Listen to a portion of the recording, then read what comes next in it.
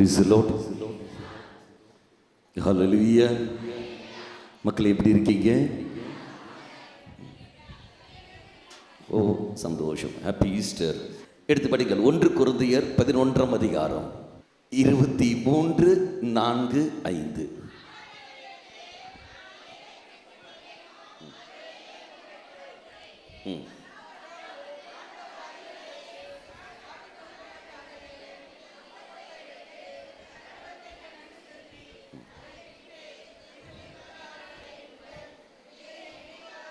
இதை நினைவாக செய்யுங்கள். அடுத்தது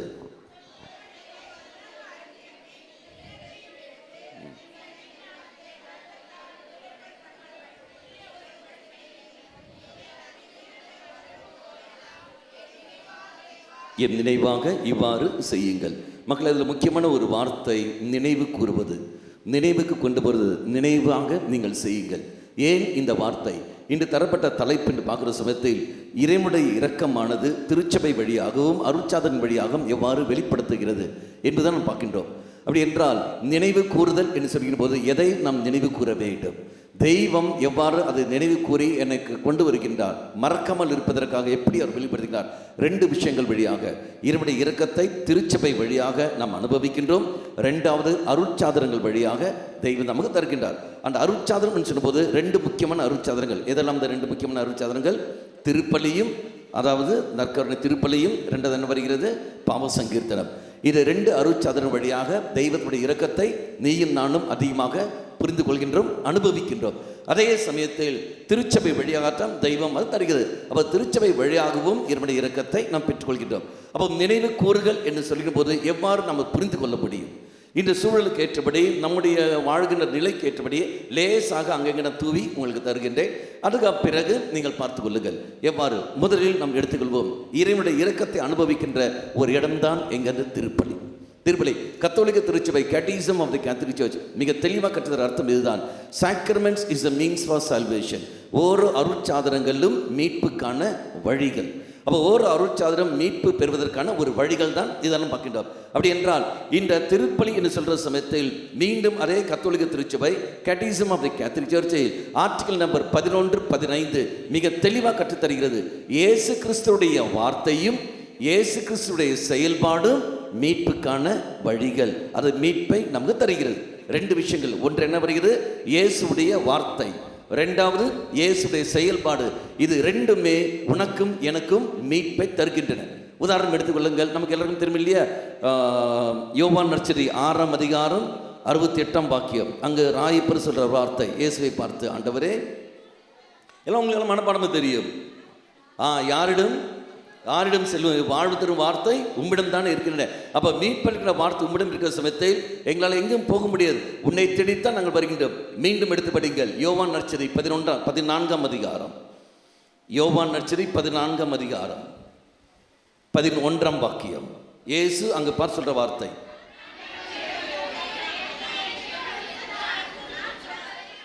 நாங்கள் சொல்வதை நீங்கள் நம்புங்கள். என் வார்த்தையின் பொருட்டு இல்லாவிட்டாலும் என் செயலிலாவது நீங்கள் என்ன செய்ய வேண்டும்? நம்ப வேண்டும். அப்ப இயேசுவின் வார்த்தையும் நமக்கு மீட்பு தருகிறது, செயல்பாடும் நமக்கு மீட்பு தருகிறது. எப்படி? இது 2மே எங்க அனுபவிக்கின்றோம்? திருப்பலியில் அனுபவிக்கின்றோம். 2மே திருப்பலியில் நாம் அனுபவிக்கின்றோம். இயேசுவின் வார்த்தை திருப்பலியில் எங்கே நாம் பார்க்கின்றோம்? பிரசங்கம். இறை வார்த்தை அறிவிக்கின்ற சமயத்தில் 5 நிமிஷம் பேசினால் அது ஹோம்லி, 5 மணி நேரம் பேசினால் அது என்ன வருகிறது? அது பயங்கர இறை வார்த்தை முழக்கங்கள். இனி அதே நான் இப்படி ஒரு கேள்வி கேட்கின்றேன். 5 நிமிஷம் பேசுகிற மேட்ரை 5 மணி நேரம் பேசுகிறார்கள் இல்லையா? அவர் பெரியவரா, பயங்கரமானவரா?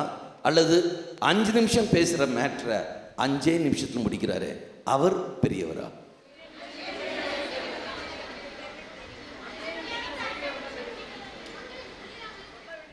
மக்களுக்கு புரிய மாதிரி பேசுறேனா? கேள்வி ஒன்றும் புரியலையோ? 5 மணி நேரம் பேசுறது. இதில் எந்த சாமியார் உயர்ந்த சாமியார்? 5 நிமிஷம் பேசுகிற சாமியார் உயர்ந்தவரா? 5 மணி நேரம் பேசுகிற சாமியார் உயர்ந்தவரா?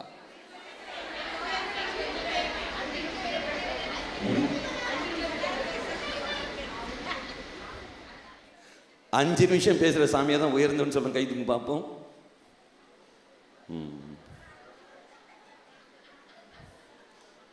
5 மணி நேரம் பேசுகிற சாமியார் தான் உயர்ந்தவர்னு சொல்லுங்க, கை தூக்கி பார்ப்போம். மீதி எல்லாம் பேசாமே வேண்டாம் சாமி, கையே தூக்க வேண்டாம். மக்களே, ரெண்டும் உயர்ந்தவர், எந்தில் வித்தியாசம் என்பது இல்லை. அந்தந்த சூழலுக்கு ஏற்றபடி, அந்தந்த நிலைக்கு ஏற்றபடி போவார்கள். திருப்பலி நேரத்தில் 5 மணி நேரம் இறை வார்த்தையால் உங்கள் பங்கு தந்தைக்கு 5 மணி நேரம் இறை வார்த்தை அறிவிக்க முடியாது நீங்கள் நினைக்கிறீர்களா? விட்டா 10 மணி நேரம் கூட போய்கொண்டே இருக்கு. சூழல், அவருடைய சூழல் அவருக்கு என்ன செய்யணும், 5 மணி நேரம் தான் கொடுக்கப்படும், அவ்வளவுதான். தியான மையத்தில் கடந்து வர சமயத்தில் 5 மணி நிமிஷம் பேசுறது கேட்கறதுக்காக நீங்க வந்திருக்கிறீர்கள் அல்ல, 5 மணி நேரம் இங்க இருக்க வேண்டும். இங்க கிட்ட அருத்தந்தை பங்குக்கு போனார்கள் என்றால் அதே அருத்தந்தை அங்க என்ன செய்வார்கள், 5 நிமிஷம் முடிப்பார். அங்க இருக்கிற அருத்தந்தை தியான மையத்துக்கு வந்தார் என்றால் அவர் இங்க எவ்வளவு பேசுவார், 5 மணி நேரம் பேசுவார். அப்போ எது உயர்ந்து கேட்கிற சமயத்தில் அவர் தான் இவர் தான் கேட்கும்போது, உனக்கு மேல் மாடி ஏதாவது இருக்கா இல்லையே? அப்போ எங்க வித்தியாசம்னு பாருங்கள். அப்போ சூழல் புரிந்து கொள்ள வேண்டும். இறை வார்த்தை வழியாக தெய்வம் எனக்கு மீட்பின் செய்தியை தருகின்றார். அந்த இறை வார்த்தை 5 நிமிஷமாக இருக்கட்டும், அரை மணி நேரமாக இருக்கட்டும், 1 மணி நேரமாக இருக்கட்டும், மக்களே அது எந்த ஒரு வித்தியாசமும் இல்லை.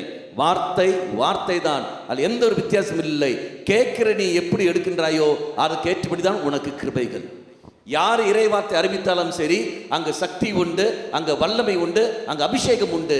ஆனால் கேட்கிற நீ எந்த இடத்துல இருக்கின்றாயோ, எந்த விதத்தில் அது உள் வாங்குகின்றாயோ அது கேட்டபடிதான் இறை வார்த்தை உன்னில் செயல்படும். நீ அனுமதிக்க வேண்டும். நீ அனுமதிக்காமல் இருக்கிறாய் என்றால் ஒரு சுக்கும் அங்கு கிடைக்காது. அப்ப திருப்பலியில் தெய்வம் வார்த்தை வழியாக இது நமக்கு செயல்படுகின்றார். இரண்டாவது நான் பார்க்கிறோம், செயல்பாட்டு வழியாக. செயல்பாட்டு வழியாக தெய்வம் வெளிப்படுத்துவார். இறை வார்த்தை முழக்கங்கள், வார்த்தை அறிவிக்கிற சமயத்திலே அற்புதங்களும் அடையாளம் அதிசயம் நடந்து கொண்டே இருக்கும். உதாரணம் எடுத்துக்கொள்ளுங்கள், பவுல் இறை வார்த்தை அறிவிக்கின்றார். பவுல் இறை வார்த்தை அறிவிக்க எங்கே வாசிக்கின்றோம், எடுத்து படியுங்கள். திருத்துதர் பணி 14ஆம் அதிகாரம் 8ஆம் வாக்கியம். திருத்துதர் பணி 14ஆம் அதிகாரம் 8ஆம் வாக்கியம்.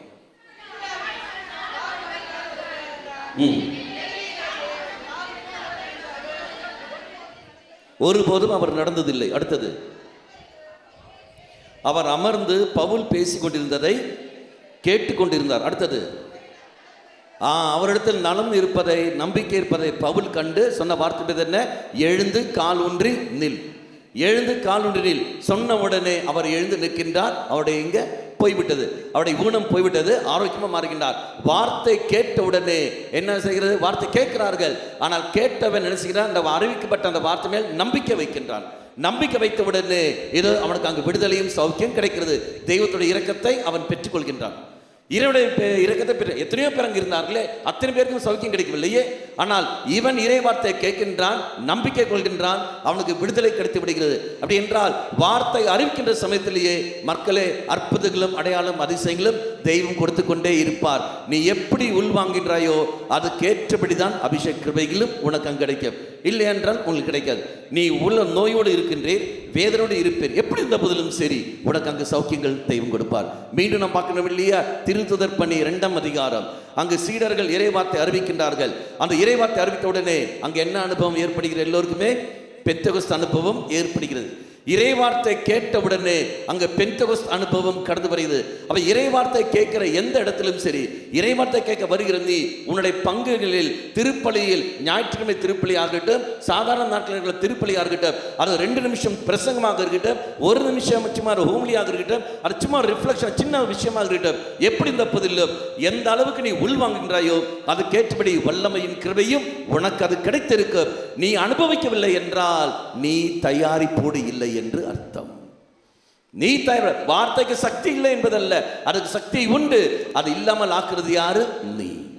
அப்ப அன்பார்களே, நீ நான் செய்ய வேண்டிய ஒரு காரியம் என்னவென்றால், அறிவிக்கப்படுகிற வார்த்தையை கேட்க வருகிற போது எனக்குள்ள ஒரு தயாரிப்பு இருக்க வேண்டும். ஆண்டவரே, நான் வருகிறது இறை வார்த்தை கேட்கத்தான் வருகின்றேன் ஒழிய வேற எதுவும் வரவில்லை. இந்த மத்திய வேளையில் இப்போ நீங்க இருக்கிறீர்கள், இந்த மத்திய வேளையில் இதை இயற்கை சூழல் இது ஒரு வெக்கையாக இருக்கிறது.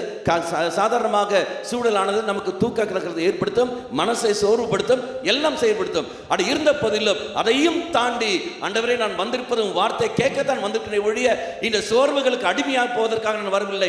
இந்த உணர்வு உனக்கு இருக்கிற சமயத்தில் மக்கள் எந்த இடத்துக்கு நீ போனாலும் சரி உன்னால் அங்கு அனுபவிக்க முடியும். கிருபைகளால் உன்னை தெய்வம் தொட்டே தீர்வார். இவருடைய இரக்கமானது எல்லா மக்களுக்கும் வார்த்தை கேட்டுக்கொண்டிருக்கிற சமயத்தில் உனக்கே அங்கு கிடைக்கும். Praise the Lord. Hallelujah. Hallelujah. Shoulder வேதனை உள்ளவர்கள் யாராவது இருந்தால் கரங்களை உயர்த்துங்கள். ஷோல்டர் வேதனை உள்ளவர்கள் மட்டும் இருந்தால் கரங்களை உயர்த்துங்கள். அவர்கள் எழுந்து நில்லுங்கள். தோள்பட்டையில் வேதனை உள்ளவர்கள் மட்டும் இருந்தால் அவர்கள் எழுந்து நில்லுங்கள்.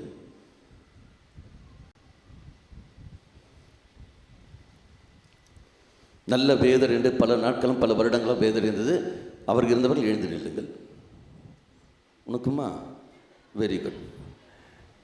இப்போ என்ன செய்கிறீர்கள்? நான் சொல்லித்தர ஜெபத்தை உரத்த குரல் சொல்லுங்க பார்ப்போம். ஹல்லேலூயா, ஹல்லேலூயா, ஹல்லேலூயா. இயேசுவே, இயேசுவே, நாங்கள் உம்மை அன்பு செய்கின்றோம், ஆராதிக்கின்றோம், நன்றி கூறுகின்றோம். ஹல்லேலூயா, ஹல்லேலூயா, ஹல்லேலூயா. இயேசுவே, இயேசுவே, என்னுடைய வேதனைகளையும் வருத்தங்களையும் என்னுடைய குறைகளையும் உம்முடைய ஆணி பழுதுள்ள திருக்கரத்தோடு இணைத்துக் கொள்கின்றேன். இயேசுவே, சிலுவை சுமந்த உம்முடைய தோள்களில் மேல் என்னுடைய வேதனையை ஒப்பு கொடுக்கின்றேன். ஹல்லேலூயா, ஹல்லேலூயா, ஹல்லேலூயா. இயேசுவின் நாமத்தினால் 3 தடவை உங்கள் உடலில் சிலுவை அடையாளம் வரைந்து கொள்ளுங்கள். 3 தடவை சிலுவை அடையாளம் வரைந்து கொள்ளுங்கள். இப்போ 2 கரங்களை உயர்த்தி அசைத்து பாருங்கள்.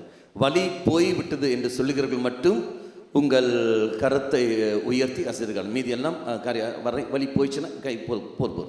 இனி வலி போய்விட்டவர்கள் என்று சொல்லுறவர்கள் வலது கரத்தை உயர்த்தி அசைத்து காட்டுங்கள். வலி போய்விட்டது என்று சொல்கிறவர்கள் மட்டும் கரங்களை உயர்த்தி அசைத்து காட்டுங்கள். எத்தனை பேர் கை உயர்த்து? வலி போனவர்கள் 1 2 3 4 5 6 7 8 9 10 11 12 13 14 15 16 17 18 19 20 21 22 23 24 25 26 27 28 29 30 பேர் கரங்களை தட்டி இறைவனுக்கு நன்றி செலுத்திக் கொள்ளுங்கள். இதில் பல வருடங்களாக வேதனை இருந்தவர்கள் யாரு? கிட்டத்தட்ட ஒரு 5 வருஷத்துக்கு மேலே தோள்பட்டை நல்ல வேதனை இருந்தது. அது யாரு?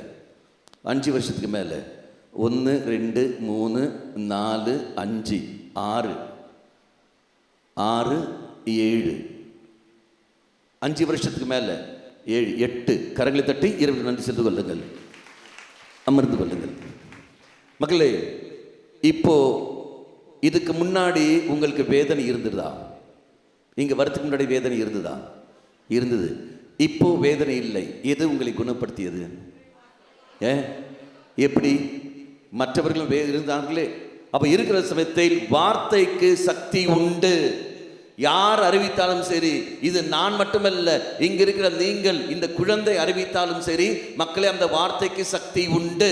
ஆனால் அந்த வார்த்தைக்கு சக்தி எப்போது அனுபவம் மாறும் என்றால், பெறுகிறவர்கள், கேட்கிறவர்கள் எந்த மனநிலையோடு நீ கேட்கின்றாயோ அது கேட்டபடித்தான் மக்களை உனக்கு விடுதலை சௌக்கியம் தெய்வம் தருவார். இல்லை என்றால் இல்லை.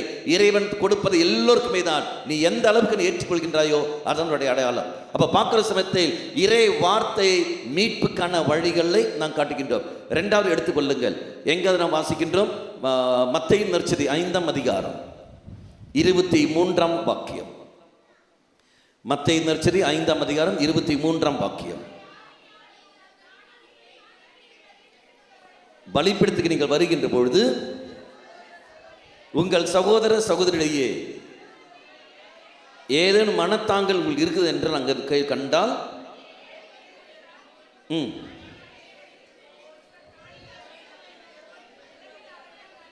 நல்லுறவு ஏற்படுத்திவிட்டு பிறகு வந்து உங்கள் காணிக்கையை நீங்கள் செலுத்துங்கள்.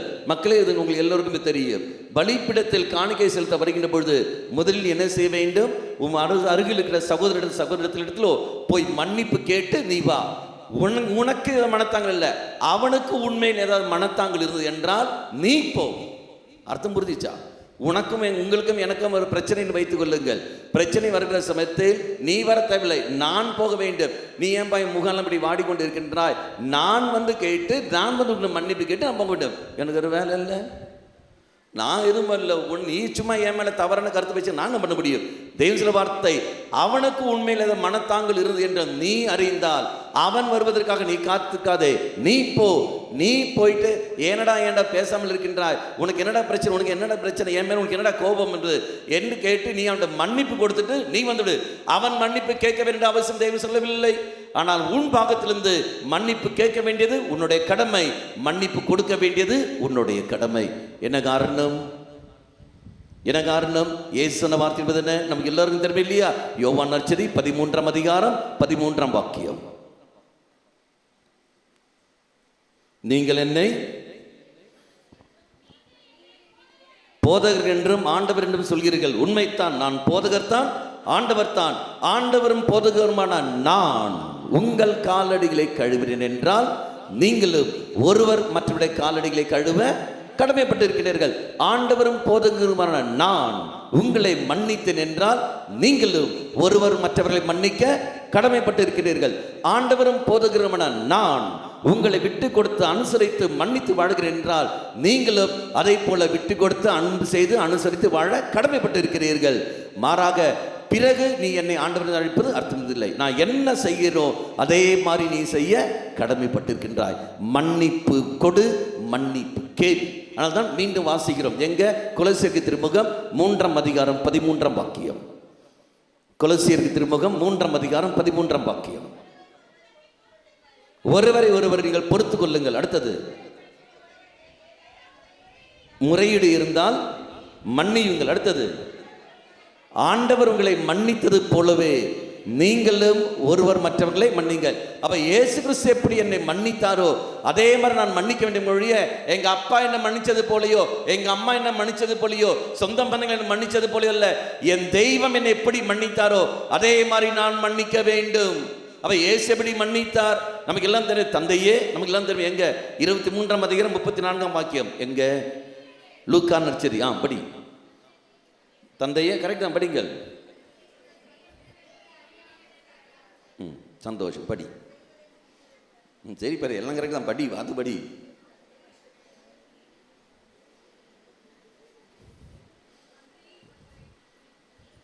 படி, அதுவும் கரெக்ட் தான், படி. தந்தையே இவர்களை மன்னியும், ஏனெனில் தாங்கள் செய்வது என்னவென்று இவர்களுக்கு தெரியாது. தந்தையே இவர்களை மன்னியும், ஏனெனில் இவர்கள் செய்வது என்னவென்று இவர்களுக்கு தெரியாது. இவர்களை மன்னித்து விடு. காரணம், இவன் என்ன சொல்கின்றான், என்ன பேசுகிறார், என்ன செய்கிறார் என்பது அவர் தெரியாமல் செய்கிறார்கள். அவருடைய திருச்சபை சொல்ற அர்த்தம் என்பது என்ன? கத்தோலிக்க திருச்சபை சொல்றது அர்த்தம் என்பது என்ன? நான் கணவன், நான் இருக்கின்றேன். மனைவி, மனைவி, எனக்கு ஒரு மனைவி. இதுதான் மனைவி. இது பேர் என்ன? கேண்டில் மேரி. என்ன மேரி? மெழுகுதிரி மேரி. ரொம்ப கேண்டில் மேரின்னு வச்சுப்போம். நானும் என் மனைவியும். அப்போ இங்கே நானும் என் மனைவி இங்கே இருக்கிற சமயத்தில் அப்போ நான் வார்த்தை என்னது? இவர் செய்வது என்னவென்று அறியாமல் செய்கிறார்கள் என்றால், கணவன் நான் வேலை செய்கிற இடத்தில் எப்படியெல்லாம் கஷ்டப்படுகின்றேன், என்னெல்லாம் நெருக்கடிகள் நான் கடந்து போகிறேன் என்று வீட்டில் இருக்கிற நம்ம இவளுக்கு தெரியுமா? இவளுக்கு தெரியாது. அதே மாதிரி வீட்டில் இருக்கின்ற இவள் வீட்டில் இருக்கிற பணி செய்கிற சமயத்தில் என்னெல்லாம் பிரச்சனை அனுபவிக்கிறாள் என்பது வேலை செய்கிற இடத்தில் இருக்கிற எனக்கு தெரியுமா? எனக்கு தெரியாது, எனக்கு தெரியாது. அப்ப நான் வீட்டில இருந்து நான் சோர்ந்து போயிட்டு நான் இங்க வருகின்றேன், இவளும் வீட்டில் வேலை சோர்ந்து போயிட்டு இங்க வருகின்றா. ஆண் ஆதிக்கம். நான் வருகின்றேன், ஏய் காப்பி போடுறீங்கிற, கொஞ்சம் பொறுங்கன்னு. என்ன கொஞ்சம் பொறு, இப்பதான் நான் வந்து புரிஞ்சிக்க மாட்டேன், எனக்கு கொஞ்சம் பொறுத்து கொள்ளுகிறேன். என்ன இப்ப டம பேச்சுவார்த்தை பலார்னு ஒரு அடி கிளைமேக்ஸ் அடிச்ச உடனே அது அழுது கொண்டு போய் கொண்டிருக்கும். என்னுடைய கேள்வி, யாருடைய தப்பு இங்க? 2 பேருடைய யாருடைய தவறு?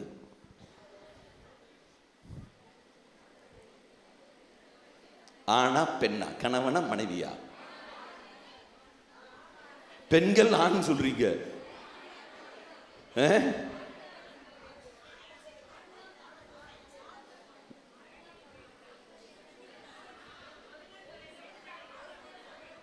ஸ்தோத்திரம். 2 பேரும் தப்பு. ஏன் புரிந்து கொள்ளவில்லை? இப்போ நான் இருக்கின்றேன், அவள் சொல்லிக்கிறா இது வரைக்கும் தான், இன்னைக்கு தானே அவள் கொஞ்சம் பொறுங்கன்னு சொன்னா, இது வரைக்கும் கேட்பதெல்லாம் உடனே செஞ்சால் இல்லையா? இப்போதானே. அப்போ ஏன் அவள் சொல்கின்றாள்? ஏதோ ஒரு காரணம் இருக்கும். சரி பரவாயில்லை, ஒரு 5 நிமிஷம் நான் வெயிட் பண்ணியிருந்தேன் என்றால் ஒரு பிரச்சனை இல்லை. அவள் கொஞ்சம் அதெல்லாம் முடிச்சு டென்ஷனில் முடிச்சுக்கிட்டே கொண்டு வந்து காப்பி கொடுப்பாள். கொண்டு வந்து காப்பி கொடுக்குற சமயத்தில் நான் கேட்பேன், என்னடி உன் முகம்ல ஒரு மாதிரி இருக்கு, என்னடி ஆயிடுச்சு உனக்கு? இல்லைங்க அது வீட்டில் அப்படி இல்லை. ஓ அப்படியா? உடனே அடுத்த கேள்வி அங்கிருந்து வரும். நீங்கள் எங்கே ஒரு மாதிரி ஆகிட்டு இருக்கீங்க, வேலை செய்ய ரொம்ப இதாக கஷ்டமாக இருக்கா? ஆமாண்டி வேலை செய்ய விடுதலண்டி. எங்கள் பிரச்சனை ஏதாவது வந்துச்சா? இல்லையே, காப்பியும் வரும், பூஸ்ட்டும் வரும், எல்லாம் கடந்து வரும். ஜிகி ஜிகி ஜிகி ஜிகா ஜிகி ஜிகா முடிஞ்சு போச்சு, வேலை எல்லாம் முடிஞ்சு போயிடுச்சு. இங்கே புரிந்து கொள்ளும் தன்மை இல்லை, புரிந்து கொள்ளும் தன்மை இல்லை. இதோ என்ன செய்கிறாள் என்று புரியாமல் அவள் பேசுகிறாள். அவளை மன்னித்து விடு. என்னை திட்டுகின்றாள். கணவன் நான், இதோ என் மனைவியானவள் என் பிள்ளைகள் முன்னில் வைத்து என்னை திட்டுகின்ற பொழுது, அசிங்கமாக பேசுகிற சமயத்தில் நான் எந்த அளவுக்கு வேதனைப்படுகிறேன் என்பது மனைவி உணர்வதில்லை. தெய்வமே, தெரியாமல் பேசுகின்றாள், அவளை மன்னித்து விடு. இதோ கணவன் மனைவியாகிய என்னை இது மற்றவர்கள் முன்னிலையில் என் பிள்ளைகள் முன்னிலை வைத்து அசிங்கமாக பேசிக் கொண்டிருக்கின்றார். அவர் தெரியாமல் பேசுகின்றார். தெய்வமே, என் கணவனை மன்னித்து விடு. நான் எப்படி வேதனைப்படுகிறேன் என்பது அவன் தெரியவில்லை, அவனை மன்னித்து விடு. இது சொல்லுகின்ற பொழுது புரிந்து கொண்டு நான் கொடுக்கின்றேன். அப்ப மன்னிப்பு என்பது அது ஏமாந்த தன்மை அல்ல, அன்பின் வெளிப்பாடு. என் இயேசு கிறிஸ்து என்னை மன்னிக்கிறார் என்றால் இந்த சிலுவையை உன்னால் சுமக்க முடியாது, அதனுடைய விளைவு உன்னால் தாங்க முடியாது. அதனால உன்னை நான் புரிந்து கொள்கிறேன். பிதாவே, இவன் செய்வதை என்னவென்று தெரியாமல் செய்கின்றான், இவனுடைய விளைவு என்னவென்றும் தெரியாமல் இருக்கின்றான். ஆகவே அவனை மன்னித்து விடு. அவன் திண்மைக்கு அடிமையா இருக்கின்றான், அவன் நல்லவன் தான் என்று தெய்வம் அறிந்தார். இதை மன்னிப்பை எனக்கு தருகின்றார். அப்படி என்றால் திருப்பலி நான் காண்கின்ற சமயத்தில் நினைவு கூறுங்கள் என்று சொல்கின்ற போது, திருப்பலி காண்கின்ற பொழுது என் தெய்வம் மன்னித்தாரே, எப்படியெல்லாம் மன்னித்து வாழ்ந்தார் என்பது இந்த திருப்பலியானது எனக்கு வெளிப்படுத்தும். அதுதான் மக்களே, நான் செய்ததை நீங்கள் நினைவு கூறுங்கள். நான் செய்வதை நீங்கள் நினைவு கூறுங்கள், நான் சொல்வதை நீங்கள் நினைவு கூறுங்கள். இதான் என் தெய்வம் மன்னித்தார். அப்படி என்றால் திருப்பலி நான் பங்கெடுக்கிற சமயத்தில் என் தெய்வம் எப்படி மன்னித்தார், அவருடைய விளைவை இங்கு நாம் பார்க்கின்றோம். என்னவென்று, இதான் இறைவன் எனக்காக பாடுபடுகின்றார், எனக்காக மரிக்கின்றார், மீண்டும் எனக்காக உயிர்க்கின்றார். அந்த இயேசு கிறிஸ்து எனக்காக எப்படி அவன் ரத்தம் சிந்தினார், இந்த பலியில் நான் அது உணர்கின்றேன். அந்த பலி நான் உணர்கிற சமயத்தில் அதன் பிரசங்கம் வருகிறது. அந்த இறை வார்த்தை வழியாக தெய்வம் எப்படியெல்லாம் மன்னித்தார் என்று சொல்லப்படுகின்ற பொழுது, தெய்வமே என்னை மன்னித்து விடு ஆண்டவரே என்று சொல்லுகின்ற போது அதை ஏற்றுக்கொள்கின்ற சமயத்தில் வார்த்தை எனக்குள்ள போகிறது. என் பாவங்களை நான் அறிக்கையிடுகின்றேன், என் தவறுகளை நான் உணர்கின்றேன், ஓடி போயிட்டு பாவ சங்கீதம் செய்கின்றேன், மனம் வருத்தம் கொள்கின்றேன். ஆண்டவரே என்னை மன்னித்து விடு, உன்னை நான் உனக்கு எதிராக நான் போய்விட்டேன், என்னை மன்னித்து விடு. அங்கத்தான் நான் வாசிக்கின்றோம். மீண்டும் படிங்க அதே மத்தேயு நற்செய்தி 26ஆம் அதிகாரம் 75வது வாக்கியம். மத்தேயு நற்செய்தி 26ஆம் அதிகாரம் 75வது வாக்கியம். சேவல் கூவும் முன் நீ என்னை மும்முறை மறுதலிப்பாய் என்று இயேசு கூறியதை பேதுரு நினைவு கொண்டு வந்தார். ஏற்கனவே இயேசு கூறினார், எச்சரித்தார். எடா நீ என்ன மும்முறை நீ மறுதலிப்பாய். அதெல்லாம் கிடையாது, அதெல்லாம் கிடையாது, அதெல்லாம் கிடையாது. எடா ஓடா ஓடா ஓடா, நீ மறுதலிப்பாய், அடையாளம் பாரு, அங்க சேவல் கூவும் என்று அவன் அதை பொருட்படுத்தவில்லை. அந்த பேக்ஷன் முடிஞ்சவுடனே அவன் இயேசு சொன்னதை அவன் நினைவு கூர்ந்தான். இதோ தவறை உணர்கின்றான், மன வருத்தம் அடைகின்றான். தெய்வமே என்னை மன்னித்து விடு. இயேசு சொன்னதை நினைவு கூறுவது திருப்பலி என்பது. நினைவு கூறுங்கள் என்று சொல்கின்ற பொழுது மன்னிப்பு மட்டுமல்ல, அதை நான் நினைவு கூறுகின்றேன், மன வருத்தம் அடைகின்றேன். ஒரு திருப்பலியிலும் ஆண்டவரே உனக்கு எதிராக நான் போய்விட்டேனே, என்னை மன்னித்து விட ஆண்டவரே, நான் மனம் வருந்துகிறேன் என்று சொல்லிக்கொண்டு நீ கண்ணீர் சிந்த வேண்டும், கண்ணீர் சிந்த வேண்டும். ஒரு சொட்டு கண்ணீர் வருதான்னு பாரு. எங்க ஒன்னும் வரவில்லை. ஆணும் பெண்ணும் நீ நானும் உட்பட அத்தனை பேரை மேக்கப் போட்டு வந்து நிற்கிறோமே ஒழிய எங்க கண்ணீர் கடந்து வருகிறது? ஒரு சிக்கும் வர மாட்டேங்குது. பிறகு எப்படி மக்களே திருப்பலி எனக்கு அனுபவம் மாறும்? திருப்பலி உனக்கு சடங்காக இருக்கும். சடங்கு வர சமயத்தில் ஏன் ஃபாதர் 1 மணி நேரத்தில் முடிக்க வேண்டிய திருப்பலியை 1.5 மணி நேரம் இழுத்துட்டு போறீங்க, 5 நிமிஷம் முடிக்க வேண்டிய பிரசங்கத்தை ஏன் ஃபாதர் 10 நிமிஷம் நீட்டிட்டு கொண்டு போறீங்க? இதெல்லாம் நீ நானும் கேட்கிற கேள்விகள். அப்படி கேட்கிற கேள்விக்கு போது எப்படி மக்களுக்கு கிருபைகள் கிடைக்கும்? உனக்கே விருப்பம் இல்லை, அருத்தந்தைகள் பார்ப்பார்கள், உனக்கு விருப்பம் இல்லை, நான் பண்ண முடியும். 5 நிமிஷம் பிரசங்கத்தை 2 நிமிஷம் முடிச்சு நம்ம போயிட்டே இருப்பாரு. அவரால் பிரசங்கம் பண்ண முடியாது என்பதற்காக அல்ல, நீ தயாரிப்போடு இல்லை, நீ தயாரிப்போடு இல்லை. அப்ப நான் என்ன செய்ய வேண்டும்? மனம் மாறு, மனம் மாறு. மன வருத்தம் ஏற்பட வேண்டும். ராயப்பர் மனம் வருந்தினார், மனம் வருந்தினார். ஆண்டவரே என்னை மன்னித்து விடு என்று மனம் வருந்தினார். ஒரு திருப்பலியும் காண்கின்ற பொழுது பலிபீடத்தில் வருகின்ற சமயத்தில் ஆண்டவரே என்னை மன்னித்து விடு, இது நான் மனம் மாறுகின்றேன் என்ற உணர்வு ஏற்படும். அந்த உணர்வு ஏற்பட்ட உடனே அடுத்த நொடியே நான் செய்கிற காரியம் தெரியுமா? ஓடி போய் பாவங்களை அறிக்கையிட்டுக் கொள்வேன், ஓடி போய் பாவங்களை நான் அறிக்கையிட்டுக் கொள்வேன். அதுதான் மக்களே பாவ சங்கீர்த்தனம். அதுதான் திருப்பலிக்கு முன்னாடியே போ பாவ சங்கீர்த்தனம் செய். கத்தோலிக்க திருச்சபை சொல்வதற்கு அர்த்தம் என்ன? பாவ சங்கீர்த்தனம் என்பது வருஷத்துக்கு ஒரு தடவையா, 2 தடவை, 3 தடவையா? எத்தனாவது கட்டளை பாவ சங்கீர்த்தனம்? எத்தனாவது கட்டளை? திருச்சபை கட்டளை மொத்தம் எத்தனை இருக்கு? எத்தனாவது கட்டளை பாவ சங்கீர்த்தனம்? இங்கெல்லாம் கத்தோலிக்கர்கள் தானே. எத்தனாவது கட்டளை பாவ சங்கீர்த்தனம்? 2ஆவதா? இல்ல இல்ல இல்ல. அப்படின்னு எத்தனாவது? 3ஆவது. யாரா அவனுக்கு மறைக்கல்வி டீச்சரு? 3ஆவதா?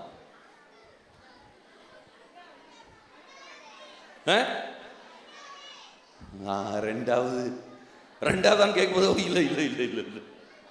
ஐயோ பாவம். 2ஆவது. முதல் கட்டளை என்ன? சரி, அங்கெல்லாம் போக தேவையில்லை. அப்போ 2ஆவது கட்டளை வருடத்தில் ஒரு முறை யாவது.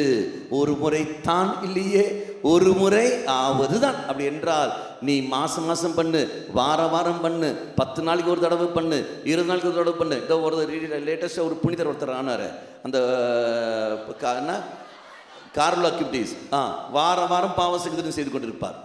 அப்போ வாரம் நீ பாவ சங்கீதம் செய்ய செய்ய பாவத்தின் மேல் வெறுப்பு ஏற்படும். பாவத்து மேல் வெறுப்பு ஏற்படுற வரைக்கும் பாவ சங்கீதம் செய்தே தீர வேண்டும். பாவ சங்கீதம் பாவம் செய்வதற்கான லைசன்ஸ் அல்ல. பாவ சங்கீதம் இருக்கு, நான் போய் பாவம் செய்த பிறகு நான் போய் பாவ சங்கீதம் செய்திருக்கிறேன். பாவ சங்கீதமானது பாவம் செய்வதற்கான லைசன்ஸ் அல்ல. மாறாக மன வருத்தம் ஏற்படும். உனக்கு ஆட்டோமேட்டிக் என்னுடைய பலவீனத்தை எனக்கு கொடுக்கின்றேன், உன் பலவீனத்தை போய் அறிக்கைடு. பலவீனத்தை அறிக்கைட ஆட்டோமேட்டிக்காக உனக்கு அங்கே என்ன கிடைக்கும்? பாவத்தை எதிர்க்கக்கூடிய சக்தி உனக்கு கிடைக்கும். அந்த பாவத்திலிருந்து உன்னால் வெளியே வர முடியும். பாவத்திலிருந்து வெளிவதற்கான ஒரே வழி பாவ சங்கீர்த்தனம்.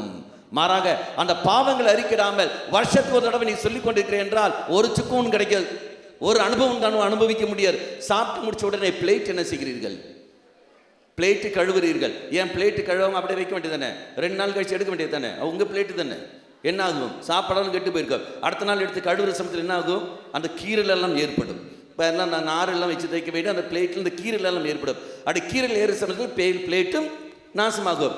ஆன்மாவை அப்பப்போ நீ கழுவி கொண்டே இருக்க வேண்டும். வாரம் கழுவு. யார் வேண்டாம் என்று சொன்னால் ஒரே சமையட்டையா இந்த சமையட்டு போ, அடுத்த சமையட்டு போ, அடுத்த சமையட்டு போ, அடுத்த சமையட்டு போ. யார் வேண்டாம்னு சொன்னார்? நீ போ, 5 மாசத்துல 5 சாமியார் நீ போய் பாரு. யார் வேண்டாம் என்று சொன்னார்? பாவ சங்கீதம் செய்ய செய்ய செய்யதான் உனக்கு பாவத்துக்கு மேல் உனக்கு வெறுப்பு ஏற்படும். அப்படி வெறுப்பு ஏற்பட்டது என்றால் தலைக்கீழ நின்னாலும் நீ அந்த பாவத்தை நீ செய்ய மாட்டாய். எந்த பந்தாலும் சரி, வருஷத்துக்கு ஒரு தடவை நீ கேட்டுக் கொடுக்கிறேன் என்றால் நீ கிருபை கிடைக்காது. நீ பாட்டு என்ன, இங்க நான் வருகின்றேன், தியானத்துக்கு நான் வருகின்றேன், இங்க மாசத்துக்கு ஒரு முறை நான் செய்கின்றேன், அல்ல தியானத்துக்கு வருஷத்துக்கு ஒரு தடவை வந்து கொண்டிருக்கின்றேன், வார்த்தையை நான் கேட்டுக்கொண்டிருக்கின்றேன். நீ என்ன வார்த்தை கேட்டாலும் சரி, நீ கேட்கிற வார்த்தைகள் உன்னை பாவ சங்கீதத்துக்கு கொண்டு வந்து சேர்க்கு. உன்னை பாவ சங்கீதத்துக்கு கொண்டு வரவில்லை என்றால் இதோ நீ வார்த்தையை நீ கேட்கவில்லை. சும்மா அப்படி கேட்டு கூட டிங்கு போய் கொண்டிருக்கின்றாய். லிசனிங் கிடையாது. ஹியரிங் மட்டும்தான் இருக்கிற லிசனிங் கிடையாது. கவனித்தல் அங்கே இல்லை. இப்போ மக்களே, பாவ சங்கீர்த்தனம் நீ செய்தால் மட்டுமே தான் உனக்கு விடுதலை. அப்படி விடுதலைக்கிற சமயத்தில் பாவ சங்கீர்த்தனம் அறிக்கின்ற பொழுது விட்டு போன உறவுகள் இதை மீண்டும் உனக்கு அங்கே கிடைக்கும். அதனால தான் வாசிக்கின்ற ரோமியருக்கு திருமுகம் 5ஆம் அதிகாரம் 4-5 உள்ள திருவாக்கியங்கள். கிடையாதா? படிங்க.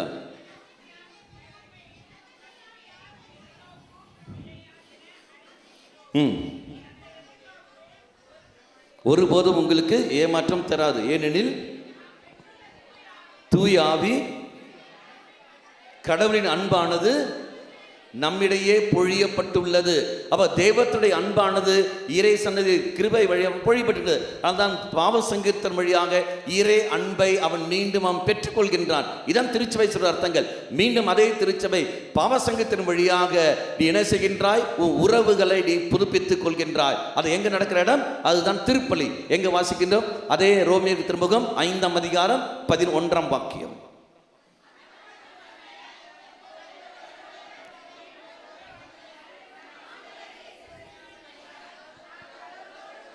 நாம் கடவுளோடு உறவு கொண்டு ஒப்புக்கொள்கின்றோம். மீண்டும் படிங்கள். எபேசியருக்கு திருமுகம் 2ஆம் அதிகாரம் 13ஆம் வாக்கியம். எபேசியர் 2:13. ஒரு காலத்தில் தொலையில் இருந்த நீங்கள் இப்பொழுது இயேசு கிறிஸ்துவோடு அவருடைய ரத்தத்தின் வழியாக அருகில் கொண்டு வரப்பட்டிருக்கிறார்கள். அப்ப இயேசு கிறிஸ்துவின் ரத்தம் எங்கு கிடைக்கும்? பலியில், திருப்பலியில். அப்ப பாவ சங்கத்திரம் செய்கிற சமயத்தில் இதோ உன் மனசு தூய்மை பெறுகிறது. தூய்மை அடைந்த நீ பலிப்படுத்த வர இயேசுவை உன்னால் காண முடிகிறது. காரணம் என்ன? வார்த்தை கூறுகிறது. உங்கள் எல்லாரும் தெரியும். மத்தேயு நற்செய்தி 5ஆம் அதிகாரம் 8ஆம் வாக்கியம். தூய்மையான உள்ளத்தோர் பேறு பெற்றோர், ஏனெனில் அவர்கள் தெய்வத்தை காண்பார்கள். அப்படி என்றால் பாவ சங்கீதம் செய்து பலிப்பிடத்தில் நீ வருகின்ற பொழுது மக்களே, இந்த பலிப்பிடத்தில் இயேசு கிறிஸ்துவை நீ காண்பாய், தெய்வத்துடைய இரக்கத்தை நீ பெறுவாய். அப்ப திருப்பலி பங்கெடுக்கிற சமயத்தில் எல்லாம் எனக்கு நினைவுக்கு வர வேண்டியது என்ன விஷயம் என்றால், ஆண்டவரே இதான் நீ பாவங்களை மன்னிக்கின்றவர், மனமர்த்தம் ஏற்பட்டு நான் மன்னிப்பு கேட்கிற சமயத்தில் மன்னித்தனை ஏற்றுக்கொள்கிறவர், பலிப்பிடத்தில் அப்பத்தின் வடிவில் வருகிற உன்னை நான் காண்கின்றேனே, நன்றி ஆண்டவர் செய்து இயேசு அனுபவம் நாம் பெறுவோம். இயேசு அனுபவம் பெறுகிற இடம் தான் மக்களே திருப்பலி. ஆனா இது ஒரு சடங்கல்ல, இது ஒரு சடங்கல்ல. மீண்டும் நாம் வாசிக்கிறோம் 1 யோவான் 3ஆம் அதிகாரம், 1 யோவான் 3ஆம் அதிகாரம் 6ஆம் வாக்கியம். அவரோடு இணைந்திருக்கும் எவரும் பாவம் செய்வதில்லை, பாவம் செய்கிற எவரும் அவரை கண்டதும் இல்லை, அறிந்ததும் இல்லை. நீ பாவம் செய்து வாழ்ந்து கொண்டிருக்கிற என்றால் வெறுப்பு, வைராக்கியம், கோப உணர்வுகள், வெறுப்பு இந்த மாதிரி உணர்வுகளை வைத்துக் கொண்டு, தீய உணர்வுகள் வைத்துக் கொண்டு பலிப்படத்தை நீ பங்கெடுக்கிற என்றால் மக்களை தலை கிடந்தாலும் சரி ஒரு நாளும் முன்னால் அனுபவிக்க முடியாது. ஒரு நாள் அனுபவம் கிடையாது. பாவத்தில் இருக்கின்றவன் ஒரு நாளும் தெய்வத்தை கண்டதும் இல்லை, தெய்வத்தை அறிந்ததும் இல்லை. அவன் தெய்வ அனுபவம் பெற வேண்டும் என்றால் அவன் போய் பாவ சங்கீதம் செய்தே தீர வேண்டும். அல்ல எந்த ஒரு விட்டு வீழ்ச்சியும் அங்கு இல்லை, எந்த ஒரு விட்டு வீழ்ச்சியும் இல்லை. அப்படி என்றால் எந்த அளவுக்கு முக்கியத்துவம், இதை நீ நினைவு கூறு. அதனால் தான் மீண்டும் வாசிக்கிறோம் 1 கொரிந்தியர் 11ஆம் அதிகாரம் 27ஆம் வாக்கியம். எவராவது தகுதியற்ற நிலையில் இந்த அப்பத்தை உண்டு அல்லது ஆண்டவருடைய கிண்ணத்திலிருந்து பருகினால் அவர் ஆண்டவருடைய உடலுக்கும் இரத்தத்துக்கும் எதிராக குற்றம் புரிகிறார்கள். தகுதியற்ற நிலையில் யாராவது திருப்பலியில் பங்கெடுக்கிறார்கள் என்றால், தகுதியற்ற நிலையில் ஆண்டவருடைய உடல் என உணராமல் உண்டு பருகுபவர்கள் அவர்கள் தங்கள் மீது தண்டனை தீர்ப்பை வருவித்துக் கொள்கிறார்கள். தகுதியற்ற நிலை என்ன அர்த்தம்? பாவ சங்கத்திலும் செய்யாமலேயே நீ வந்து கொண்டிருப்பது. நீ போவாய், இஷ்டத்தை நீ வாழ்ந்து கொண்டிருப்பாய். ஒரு வாரம் ஞாயிற்றுமை திருப்பலிக்கு முன்னாடியே நீ போய் சுயம்பம் செய்து கொண்டிருப்பாய், இச்சைக்குரிய காரியங்கள் செய்து கொண்டிருப்பாய், தவறான படங்கள் நீ பார்த்து கொண்டிருப்பாய், பொய் கணக்கு எழுதியிருப்பாய், திருடி இருப்பாய், அடிச்சு இருப்பாய், அடுத்தவன் கண்ணில் கண்ணீரை நீ வளர காரணமாக இருந்திருப்பாய், தகாத வார்த்தைகளை நீ பேசியிருப்பாய், குடிச்சு இருப்பாய், சிகரெட் பிடித்து இருப்பாய், எல்லா தீய காரியங்களையும் செய்திருப்பாய். அதை முடிச்ச பிறகு பாவசங்கதம் செய்யாமல் பலிப்படுத்த திருப்பலி நீ பெறுகிற சமயத்தில் மக்களே ஒரு நாளும் தெய்வ அனுபவம் உனக்கு கிடைக்காது. உன்னை பொறுத்த வரைக்கும் திருப்பலி உனக்கு ஒரு சடங்கு. இது பலிப்படம் சடங்கு அல்ல, தெய்வம் வருகிற இடம். ஆனால் தான் பவுல் சொன்ன வார்த்தை நினைவு கூறு. இதா உனக்காக இயேசு எப்படி பலியானார், திருப்பலி அப்பத்தை எடுத்து எப்படி பலியானார் என்பதை நினைவு கூறு. அதே மாதிரி ரசத்தை எடுத்துக்கொண்டு ரத்தத்தை எப்படி மாற்றினார் என்பதை நினைவு கூறு. அது நினைவு கூறுகிற சமயத்தை அவர் செய்த காரியங்கள் நினைவு கூறுகின்ற பொழுது, ஆண்டவரே நான் எந்த அளவுக்கு தவறு செய்திருக்கேன் என்பதை உணர்கின்றேன், என்னை மன்னித்து விடு. பாவசங்கீதம் செய்து பலிப்படுத்துள்ள இயேசுவை என்னால் அனுபவிக்க முடியும். ஒரு திருப்பலியும் எனக்கு தருகின்ற அனுபவங்கள். இந்த அனுபவம் திருச்சபை நம்ம கற்றுத்தருவது. ஆனால் நீ எங்க திருப்பலி ஒரு கடமைக்காக என்று பார்க்குற சமயத்தில், ஒரு டைம் பாஸுக்காக, வேறு கடனுக்காக, நான் கத்தோலிக்கனாக பிறந்து விட்டேன், கத்தோலிக்கனாக இருந்த காரணத்தினால் என் பெற்றோர்கள் கத்தோலிக்கிற காரணத்தினால் என்னை வளர்த்து விடுகிறார்கள். ஞாயிற்றுக்கிழமை போடா பூசைக்கு, அதுக்கப்புறம் கேடிசம் போடான்னு சொல்லி அனுப்புகிறார்கள். ஒரு குறிப்பிட்ட பருவம் வந்த உடனே என்னை சுற்றி நண்பர்கள் எல்லாம் வருகிறார்கள். அதில் என்னடா சும்மா அரை மணி நேரம் சும்மா போய் காம்புன்னு கத்தி கொண்டிருக்கிறார்கள், ஒரே செபம் தான், ஒரே வேறு வேலை இல்லை என்று போகிறார்கள். கடைசியில் சிலுவை திருப்பலி என்பது ஒன்றுமில்லை, அது வெறும் சிலை வழிபாடாக இருக்கிறது, அது ஒன்றுமில்லை சொல்லி இந்த போர் அடிக்கிறது. திருப்பலி எனக்கு போர் அடிக்கிறது, போய்கொண்டே இருக்கிறார்கள். சொல்றது யாரு? உன்னுடைய மகன், உன்னுடைய மகள். சொல்றது யாரு? உன் கணவன், உன் மனைவி.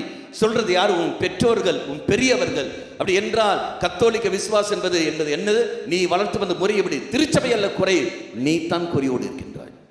நீ என்ன கற்றுக் கொடுத்திருக்கின்றாய் பிள்ளைகளுக்கு? நீ கற்றுக் கொடுத்திருக்க வேண்டும் என்றால் முதலில் நீ அனுபவித்திருக்க வேண்டும்.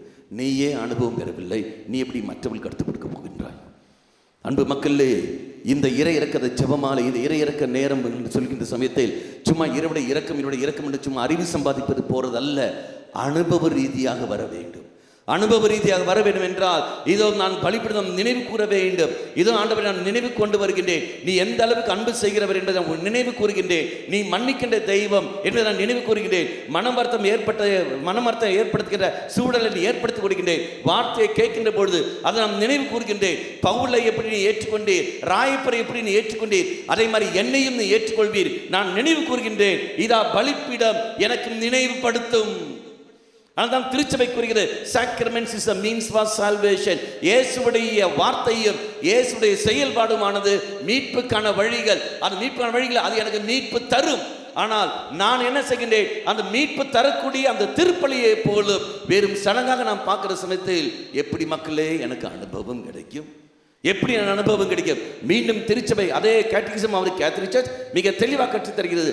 ஆர்டிகல் நம்பர் 11-16 என்னவென்றால், இயேசு கிறிஸ்துவுடைய அந்த சக்தி, தெய்வத்துடைய சக்தி, அருட்சான்றுடைய சக்தி ஆனது இறைவனுடைய அவருடைய சரீரத்திலிருந்து வெளியே வருகிறது. அவருடைய பாடி, அவருடைய சரீரத்திலிருந்து, அவருடைய உடலில் இருந்து தெய்வம் தன்னுடைய சக்தியை வெளிப்படுத்துகின்றார் 2 விதத்தில். ஒன்று நாம் பார்க்கின்றோம், எப்படி அவர் தொடுவதன் வழியாக. நான் வாசிக்கிறோம் இல்லையா, மார்க் நற்செய்தி 5ஆம் அதிகாரம், யாயிரோடைய மகள், 5ஆம் அதிகாரம் யாயிரோடைய மகள், யாயிரோடைய மகள் ஏதாவது 41 42 நாங்கள் தலித்தாக்கும் எழுந்திரு மகளே, ஏதாவது 41. உங்களுக்கு தெரியுமில்ல, தலித்தாக்கும் நடந்த கேஸ் சம்பவம் நடந்துமா? ஒரு என்னது ஒரு கத்தோலிக்க குடும்பம், பயங்கர கரிஸ்மேட்டிக் இல்லை, மூழ்கி போன ஒரு குடும்பம், பயங்கர நல்ல பக்தி உள்ள ஒரு குடும்பம். இங்கே பக்கத்தில் தான் எல்லா ஊரில் தான் இருந்தாங்க. உங்களுக்கு தெரியுமா, பழைய ஆட்கள் உங்களுக்கு தெரியும், கதை தானே, இப்படி வேணும் சொல்லாமே. அப்போது அந்த பயங்கர கரிஸ்மேட்டிக் முத்தி போன குடும்பம். அப்போது டைம் ஆயிடுச்சு, கோயிலுக்கு வர வேண்டும். பையன் உறங்கி கொண்டிருக்கின்றான். அம்மா என்னென்னமோ செஞ்சு பார்க்குறாங்க. அப்போ அம்மாவுக்கு தெரிஞ்சு போச்சு, பையன் இறை வார்த்தையில் வீக், கரிஸ்மேட்டிக் தானே, இறை வார்த்தையை சொன்னால் எழுந்திருவான்ட்டு. அம்மா நேராக பக்கத்தில் போயிட்டு பையன் போயிட்டு அப்படி நின்று கொண்டு, தலித்தாக்கும் எழுந்திடு மகனே. அந்த வார்த்தை கேட்ட உடனே பையன் பேர்னு அப்படியே பிடிச்சிட்டு எழுதுனான். அம்மாவுக்கு ரொம்ப சந்தோஷம். சொல்லிட்டு அம்மா இப்படி திரும்பினார்கள். பையன் அப்படி கண்ணு படி மேலே திறந்து, அம்மா என் நேரம் இன்னும் வரவில்லை சொல்ல பயங்கர மறுபடியும் தூக்கிட்டாங்க. நீங்களும் அந்த மாதிரி கேஸா? என் நேரம் கொண்டு வரவில்லையா? படி 5ஆம் அதிகாரம் 41.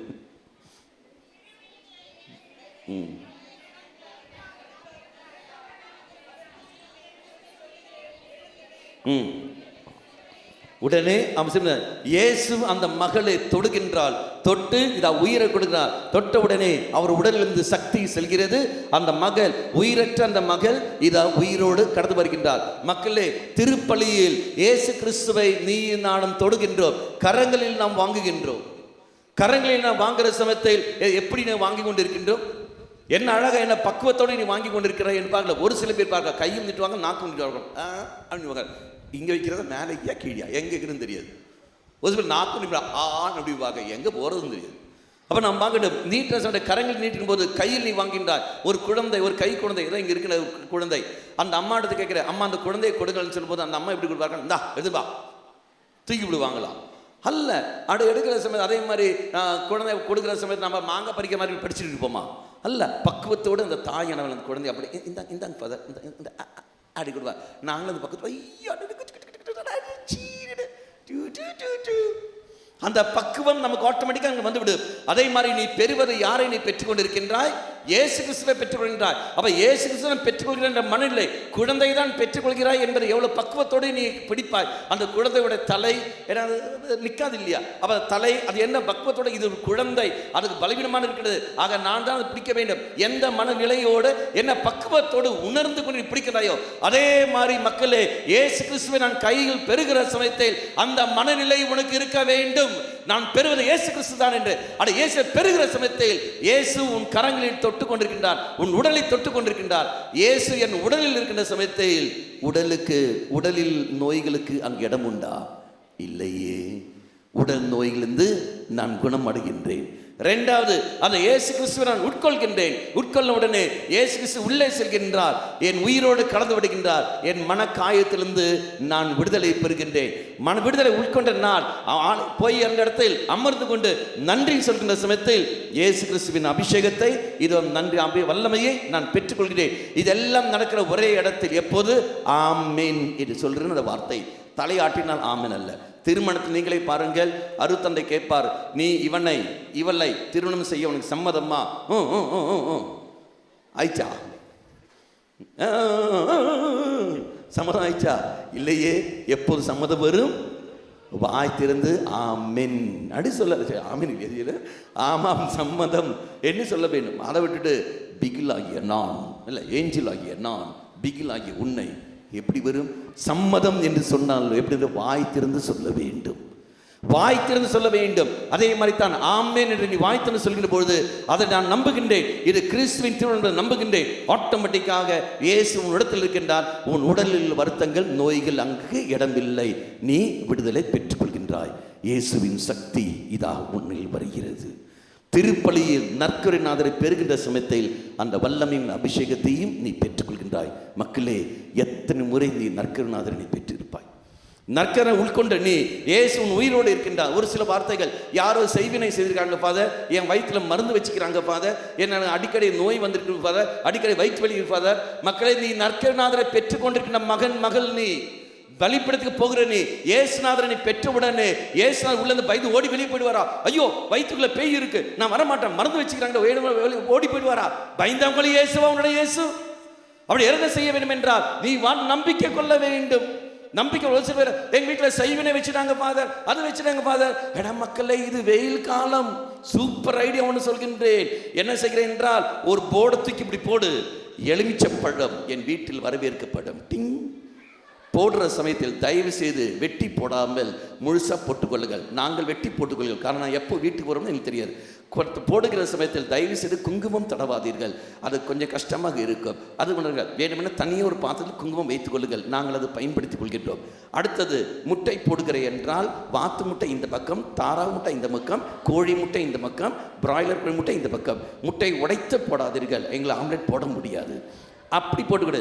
இனி கயிறு ஏதாவது போடுகிறீர்கள் என்றால் தயவு செய்து கருப்பு கலர் கயிறு எங்ககிட்ட இருக்கின்றது. எங்களுக்கு மஞ்சளோ சிவப்போ எதுனாலும் சரி, பிரச்சனை இல்லை. ஆனால் கயிறு கொஞ்சம் திக்காக இருக்கிற மாதிரி பார்த்து கொள்ளுங்கள். துணி காய போடுறதுக்கு கயிறு இல்லாமல் இருக்கின்றது, அதனால் கயிறு தேவைப்படுகிறது. எங்களுக்கு 10 மீட்டர் இருந்தாலே போதும் என்று சொல்லிட்டு நீங்கள் அப்படியே போட்டுக்கொண்டு என்றால், அதே மாதிரி வெள்ளிலேயோ பித்தளையோ போடுற சமயத்தில் தயவு செய்து பித்தளை உண்மையா பொய்யா என்று பரிசோதிச்சு பாருங்கள். உங்களை ஏமாற்றுவார்கள். பித்தளை என்றால் நல்ல பித்தளையை பார்த்து போட்டுக்கொள்ளுங்கள். எங்களுக்கு கழுத்துலையும் மத்திலையும் மாற்றத்துக்கு சௌகரியம் கிடைக்கும். எடி போட்டுக்கின்றால் உட்கார்ந்த இடத்துலேருந்தே சம்பாதிக்கலாம். வெயில் காலத்தில் நம்ம பாட்டு குடிச்சு போயிட்டே இருக்கலாம்.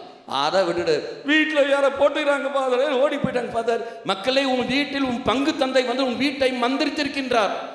பங்கு தந்தை ஈஸ்டர் பிளஸிங் மட்டும் இல்லாமல் அருட்தந்தைகள் உன் வீட்டுக்கு வருகிறார்கள், உன் வீட்டை மந்திரித்திருக்கின்றார்கள். பிறகு நீ ஏன் கவலைப்பட்டுக் கொண்டிருக்கின்றாய்? தெய்வம் வீட்டில் இருக்கின்றார். அவர் எங்கோ வாடுகிற கடவுள் அல்ல, இம்மானுவேல். இம்மானுவேல் என்றால் தெய்வம் நம்மோடு, என்னோடு இருக்கிற தெய்வம். ஒரு நாளும் என்னை விட்டு போகிற தெய்வம் அல்ல. நான் பாவமே செய்தாலும் சரி, என்னை விட்டு போற தெய்வம் அல்ல. அப்ப தெய்வம் என்ன எங்க இருப்பார்? எடுத்தபடி எங்கன வாசிக்கின்றோம்? எரேமியா புஸ்தகம் 13ஆம் அதிகாரம் 17ஆம் வாக்கியம். எரேமியா புஸ்தகம் 13ஆம் அதிகாரம் 17ஆம் வாக்கியம்.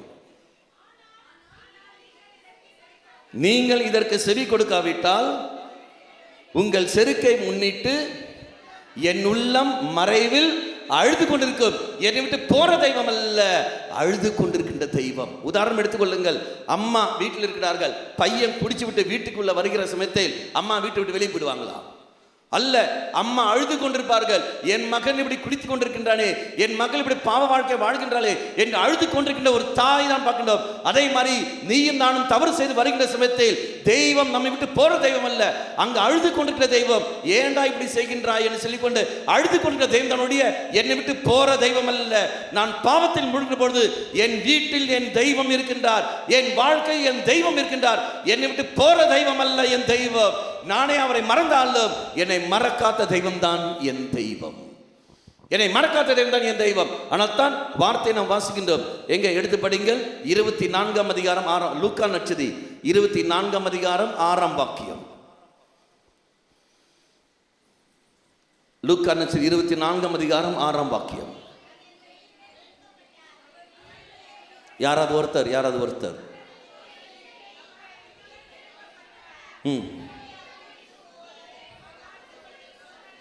அவர் சொன்னதை நினைவு கூர்ந்தார்கள். அப்படியே 7வது வாக்கியம் தொடர்ந்து படிங்கள். ஒப்புவிக்கப்பட வேண்டும் என்றும்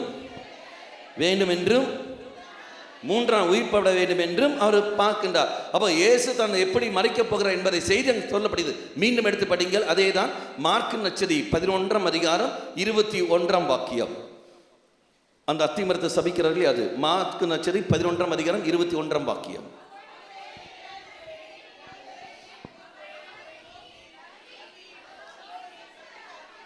நீ சபித்த அத்திமரம்.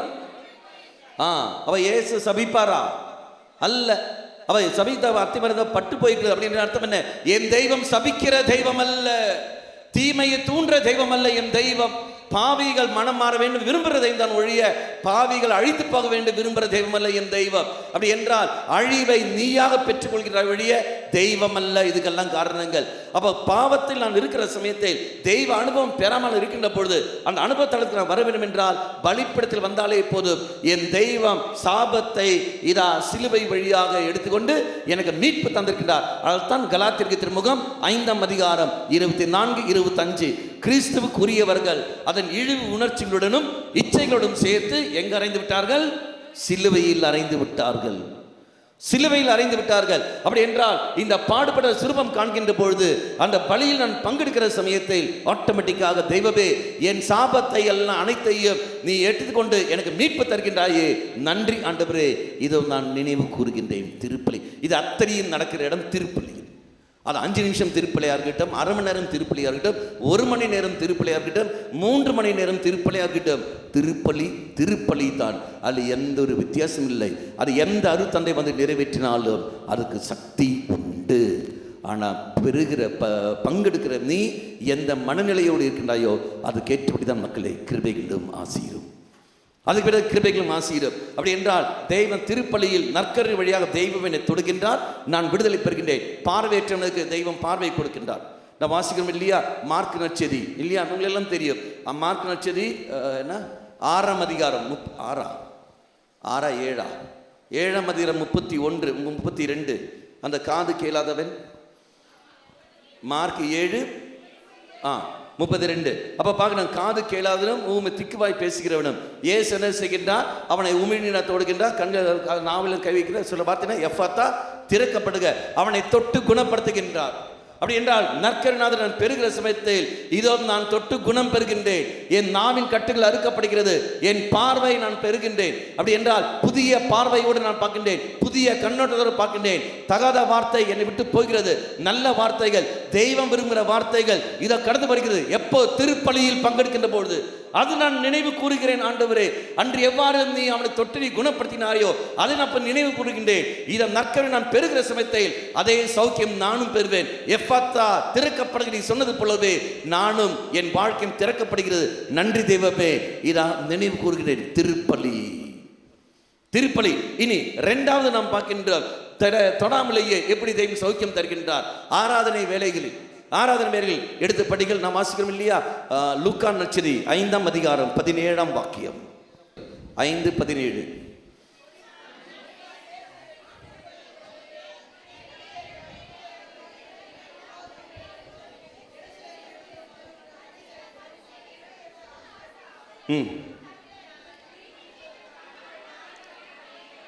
அவருடைய வல்லமையானது பிணி தீர்ப்பதற்கான வல்லமையை தெய்வம் அங்கு கொண்டிருக்கின்றார். அப்படி என்றால் இயேசு தொடவில்லை, ஆனால் பிணி தீர்ப்பதற்கான வல்லமையை தெய்வம் பெற்றிருக்கின்றார்.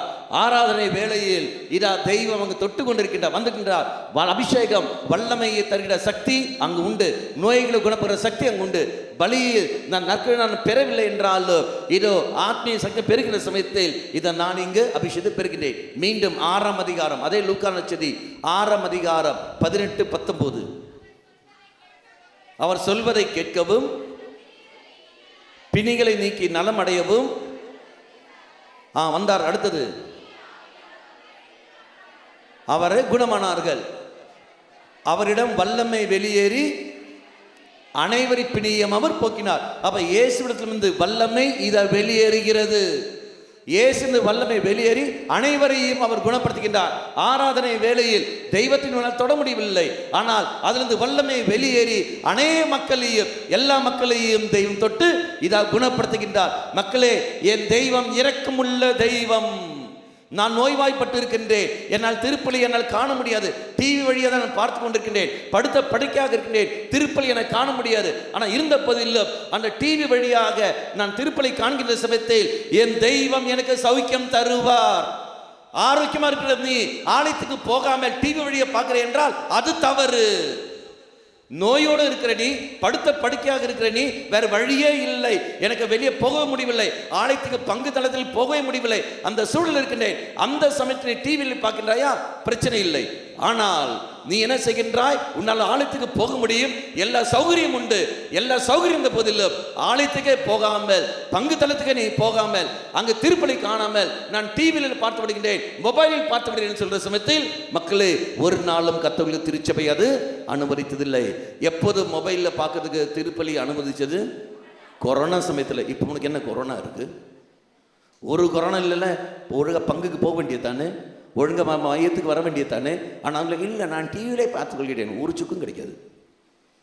நீ வந்தால் மட்டுமே தான் உனக்கு அங்கு கிடைக்கும். Praise the Lord. Hallelujah. கொண்டாடு கொண்டாடு கொண்டாடுவோம், இறையிறக்க ஆண்டவரை கொண்டாடுவோம். கொண்டாடு கொண்டாடு